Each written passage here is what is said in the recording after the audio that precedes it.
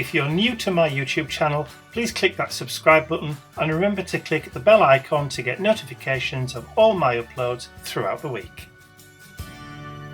Hi everyone, it's Mike here. So today I have something a little bit different. This video is a response video for a challenge from Nick the Booksmith. Now you may have heard me mention Nick before, who was one of the ladies who inspired me to experiment and play with stitching in signatures into the lap book. Now Nick recently issued a challenge, what she calls her Classics Challenge, and it was to create a journal from scratch based on a literary classic.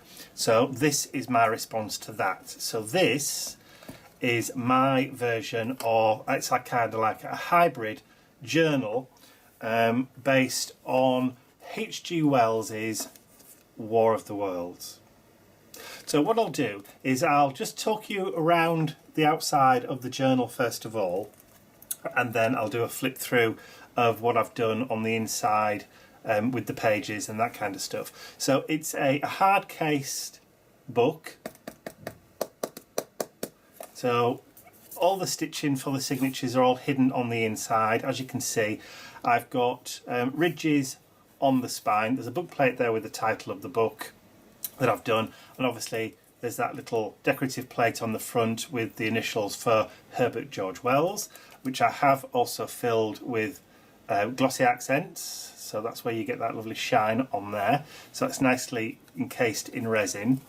The book itself is covered with linen book cloth, which I had to import from the US because there's nowhere in the UK that I know of or have found that sells it. So if anybody knows, please leave me a comment in the section below so I can purchase some more, because this stuff is fantastic.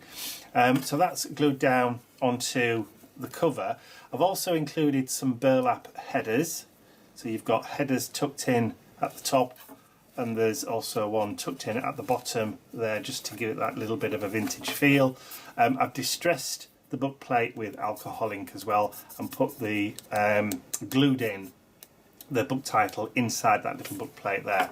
The frame on the front is a wooden frame that I painted with gold paint and then laid the map of the UK and Europe behind it, and then just decorated it with a couple of decorative brads. Corners are metal corner protectors which do go in, again glued on and clamped on with glossy accents, and as you can see I have gone around the edges, dirtying it up to make it look like it's been through the wars, kind of. So the actual closure is just a couple of mini bulldog clips with a fantastic Victorian penny farthing charm just stuck, well actually attached onto a chain. Kind of masculine, not the whole thing as kind of a masculine theme because, well, I'll explain why. There's no frills, there's no ruffles or any lace or anything like that inside this book, because that's just not the kind of person that I am. So you can remove the closure completely and then open the book up, and then on the inside front cover I've got some striped paper which reminded me of Victorian wallpaper, and a picture of the great man himself. So that's Herbert George Wells with his signature at the bottom, which I've also backed. So that will sit in there. There's a little resined frame there with a picture. Now I imagined that Herbert George, Mr. Wells, would be part of some kind of literary society, so that's just like a little bit of a picture in there. So the signatures themselves, there are 6 signatures inside the book. Total of about 144-ish pages, which have been dyed a mixture of water and water-based ink. I've also used a mixture of alcohol and alcohol-based inks, but also some of the pages as well have been printed on my Epson Workforce WF2630 printer, which has Durabright ink, which means it's permanent when dry. So you can print and then spritz and none of the ink runs or wicks. It's perfect for creating this kind of thing. So what I've done on some of the signatures is I've pre-printed or pre-typed out some quotes from the book War of the Worlds, and I've tried to do it in a chronological order so that as the book progresses, the quotes that appear inside the book are from later parts of the book. So this is actually from the very, very first page. In fact, it's the opening couple of sentences from the book, and it's that famous one: no one would have believed in the last years of the 19th century that this world was being watched keenly and closely by intelligences greater than man's and yet as mortal as his own. So it's the first one, so that goes on the first page. Each signature, as you can see, I've separated with a small tag which have been distressed. I've left the strings on there just to give it a little bit of texture, and I've just torn the tag. But I also, I had to order, I didn't want to use any silver staples, so I actually ordered some copper ones. That's just the steampunker in me coming out. So I actually ordered some copper ones. In keeping, I did also do a little bit of research to make sure that staples would have been around at the time that the book was written. And yes, they were invented in 1841. The first staples were invented in 1841. So fits perfectly. So as we go through the signatures, I've put, as you can see, some stained worse than others. I've also included things which I think would be pertinent to the story. So the first inclusion in there is a celestial hemisphere map, and that's of the northern hemisphere, and obviously the rest of that appears in the later signatures.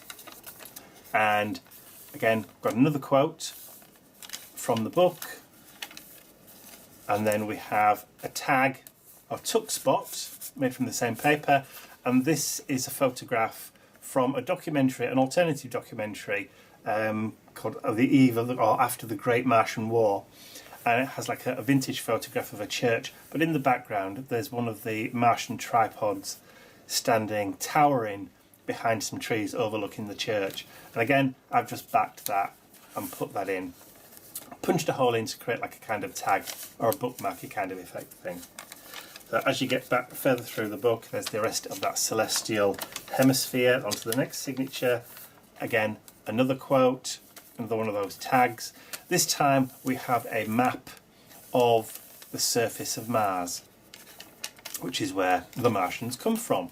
So as we flick through, and then a pre-printed, created like a watermarked page with one of the illustrations from a French illustrator from one of the early editions of the book itself. So these are one of the famous illustrations, and I printed that in a kind of brownish colour, but really, really knocked back.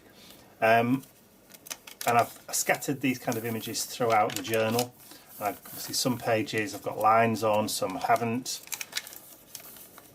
So there's my stitching, and again further on, keep going, and then we've got the rest of that map of Mars.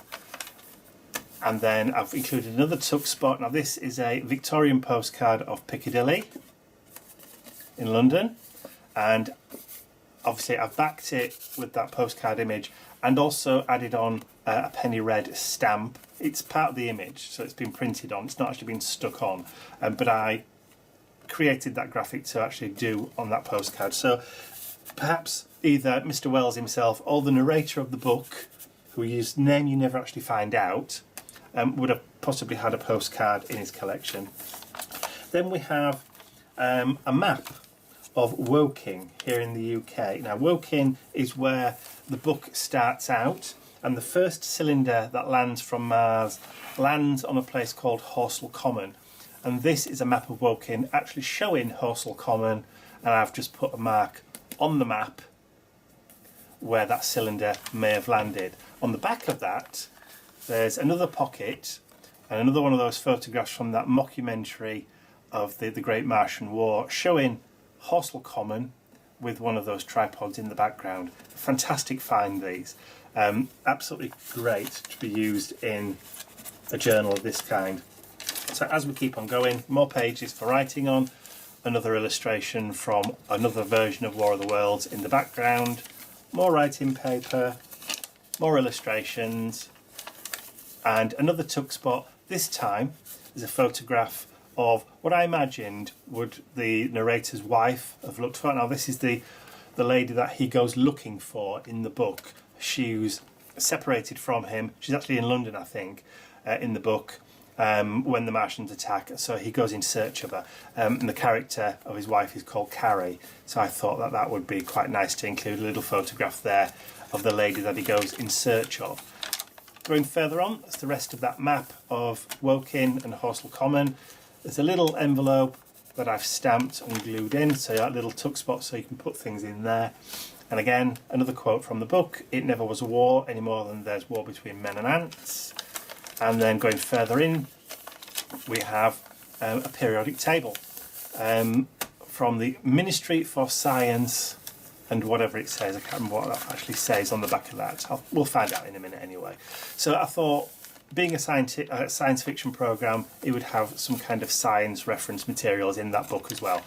So more pages, and then we have a street map of South London where he had to travel through to try and find his wife. And then we've just got some old bits of ephemera dating from around about that time. That was from 1908. I'll keep on going. And then this is, you'll see this a bit more later on. I kind of mocked up the front cover of a newspaper that would have been reporting on the Martian invasion. I've included that as a wash on one of the sheets, but there is a full version of that newspaper front later on in the book. So there we go. It was for the British Scientific Research, the official body. That's where the periodic table came from.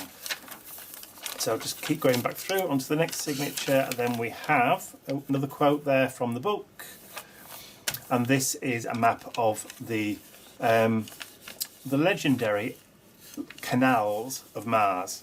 So I thought I'd include that in there as well. And there's the rest. Oh, this is a railway map of London.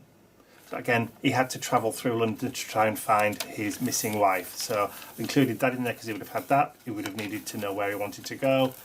There's the back part of that map showing the canals of Mars. And then another tuck spot, another postcard. Next signature, which is signified by another tag. Then we have another piece of ephemera. Dated again around at the same time. This is original, dated 1904. That I've got a big stash of ledger sheets and that kind of stuff in my collection, and this is just one of those pieces. So again, more illustrations showing the Martians and their tripods, and then we have a astrology or a map showing where the planetary bodies and that kind of stuff is. Another one of them illustrations on there. And then here in the middle, this is the mock-up that I did of the front of that newspaper, showing how, or possibly showing how, the Martian invasion would have been reported in the newspaper. So I've got the adverts down the sides, and then all the text here is actually from the first page of the book. So I've done it as though that's the way it was reported. So this was created separately and then added in as an inclusion. And then towards the back there's a picture of a Victorian postcard of the West Pier in Brighton, which is possibly where he may have had gone on holidays with his wife, so he would have had that. And there's the back just with some, wish you were here kind of thing. So pocket there, and then we've got the rest of that celestial map, and then just some more pages, and then there's the back end of that ledger sheet. So that, and finally, picture of one of the cylinders opening and the Martians coming out. So there you go. And right on the very back cover, I've done the same as the front, created another pocket, but this time I've created a bookmark using a string of those penny red stamps, which would have been in use at the time. So that is a nice little bookmark that can be used and also stamps in readiness for posting. So that is my very first attempt at creating a journal of this nature. I've never created a journal like this before with that hidden stitching and then creating the covers and all that kind of thing. So I hope that this is good enough for Nick the Booksmith's Classic Challenge.